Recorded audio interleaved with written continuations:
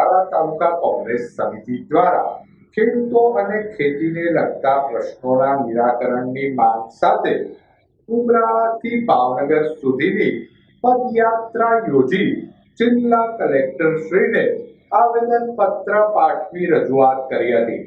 ઉમરાળા તાલુકા કોંગ્રેસ સમિતિ દ્વારા ખેડૂતો અને ખેતીને લગતા પ્રશ્નોના નિરાકરણની માંગ સાથે ઉમરાળા ખાતે ફાયર બ્રિગેડ, ઘટતા શિક્ષકોની ભરતી અને આરોગ્ય કેન્દ્રોમાં ઘટતા ડોક્ટરોની ભરતી કરવાની માંગ સાથે ઉમરાળાથી ભાવનગર સુધીની પદયાત્રા યોજવામાં આવી હતી. ઉમરાળાથી પ્રસ્થાન થયેલ પદયાત્રા ધોળા, લંગાળા, સણોસરા, આંબલા, સોનગઢ, શિહોર, રાજપરા, વરતેજ થઈને શુક્રવારે સવારે ભાવનગર ખાતે આવી પહોંચી હતી.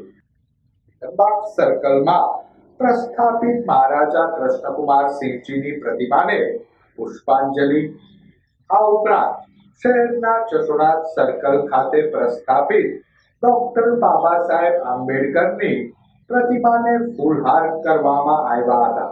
પદયાત્રાની સાથે ભાવનગર શહેર કોંગ્રેસ સમિતિના આગેવાનો, કાર્યકરોએ જોડાઈ જિલ્લા કલેક્ટર કચેરી ખાતે પહોંચી જિલ્લા કલેક્ટર શ્રીને આવેદનપત્ર પાઠવી રજૂઆત કરી હતી.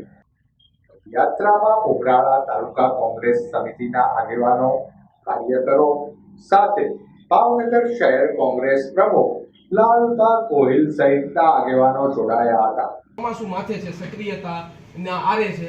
અત્યારે ખેડૂત લાઈનમાં ઊભો છે, 15 કિલોમીટર ડીઝલ પુરાવા જાય છે. તાલુકામાં કોઈને આ વાત સમજાતી નથી, મગજમાં ઉતરતી નથી. નૈતિક પ્રયાસ એવો છે કે આપ આઈએએસ છો, આપ ખૂબ સારી રીતે સમજો છો. આપ વિડીયો સાહેબ મૂકો છો તો હું પણ વિડીયો મૂકું છું. મેં ધોળાના 4 વિડીયો આપને ટેગ કરીને મૂક્યા કે ઉમરાળા તાલુકામાં આગ લાગી અને ફાયર બ્રિગેડ 40 મિનિટે પહોંચે છે સાહેબ. હમણાં રેલવેના ઈએનનો બંગલો સળગી ગયો. એમના વાઇફની એક કરુણતા હતી સાહેબ. એમના દાગીના, પૈસા અને એમનું જાનનું કેવું જોખમ. ઈએન નોકરી ઉપર હતા અને દોડતા આવ્યા કે મારે વાઇફ શું કરતા છે, મારા પપ્પા એના ફાધર એજેડ હતા. તો આ વાત તંત્રને ન સમજાય. મોઇનભાઈ મુલતાની છે, એમના ગામમાંથી હમણાં એક કેસ આવ્યો, એને હાર્ટની તકલીફ થઈ. રાત્રે કેટલા વાગે તમે સીએચસી ગયા? રાત્રે 2 વાગે સીએચસી ગયા અને ઈસીજી છે કે નહીં, ઈસીજી થશે કે કેમ, આ હાર્ટના પેશન્ટને એમને નીકળવું પડ્યું. અને છેલ્લે ડોક્ટરે એવું કીધું કે ઈસીજીની જરૂર નહોતી. કોઈ એવું કીધું કાગળ નહોતો, રોલ નહોતો, એવું કીધું કે કાગળનો રોલ નથી. કેટલી દુર્દશા તાલુકાની. આમ જનતાના કામ કરતા નથી, કોઈ મોબાઈલ પાડતા નથી.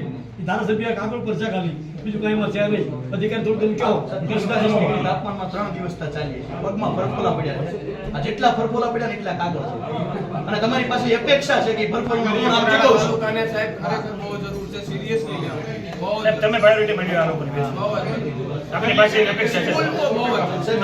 વણામો રેલવે વિશે છેલ્લા 4 વર્ષથી કામ ચાલે છે. હજી માત્ર 3-4 કિલો ઊભા થઈ છે. 4 વર્ષ કદાચ વણામો જે રેલવે બ્રિજ બને છે સાહેબ, કદાચ હું એવું માનું છું કે એ બ્રિજ બનશે ને ત્યાં પહેલા પૂરી ગેરંટી પૂરો થઈ જશે. ઉમરાળા તાલુકામાં ઘણા બધા પ્રશ્નો એવા છે કે જેના લઈને લોકો પારાવાર મુશ્કેલીઓ સહન કરી રહ્યા છે.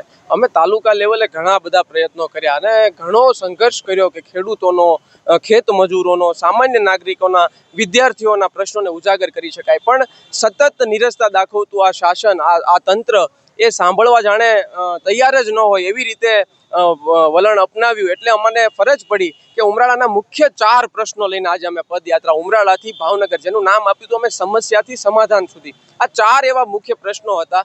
એક હતું ડોક્ટર. તાલુકા લેવલે કાયમી ડોક્ટરની નિમણૂક ઘણા વર્ષોથી નથી થઈ, તો એક ડોક્ટર. બીજું, શિક્ષકોની ખૂબ મોટી સંખ્યામાં ઘટ છે ઉમરાળા તાલુકામાં, એટલે શિક્ષકોની પૂર્તતા.